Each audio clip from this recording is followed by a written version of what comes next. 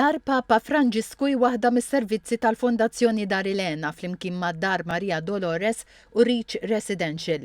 Fl-10 anniversarju mit-twaqqif tagħha, id-direttur ta' Caritas Malta Anthony Gatt spjega li d-dar toffri shelter ta' emerġenza ta' 6 ġimgħat għalli fl-2025 350 ruħ raqdu fid-dar u 600 marru għall-ikla ta' nofsinhar. Inti għandek varjetà ta' ċirkustanzi, għandek nies li għandhom spiċċaw bla saqaf minħabba addiction, minħabba komplessitajiet ta' saħħa mentali, minħabba problemi soċjali, minħabba violenza domestika, minħabba li kien hemm separazzjoni, allura l-persuna spiċċat issa m'għandix il-mezzi biżejjed. Fi preżentazzjoni ngħat li 36% li raqdu fid-dar kienu Maltin u 61% kienu mill-kċina tad-dar. Gatt qal li d-diffikultajiet finanzjarji u l-problemi tas-solitudni huma fost ir-raġunijiet għax persuna tfittex dan is-servizz.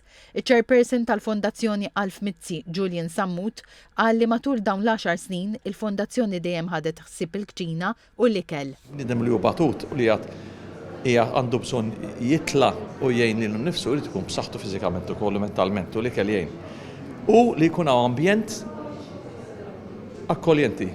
Il-Ministru għall-Politika Soċjali u l-Familja Michael Falzon qal li l-ħidma ta' Dar Elena hija eżempju ta' kollaborazzjoni bejn il-Gvern, is-settur privat u għaqdiet mhux governattivi. Semma li matul dawn l-aħħar 10 snin, il-Gvern offra l-għajnuna finanzjarja biex ikopri l-operat ta' dawn is-servizzi.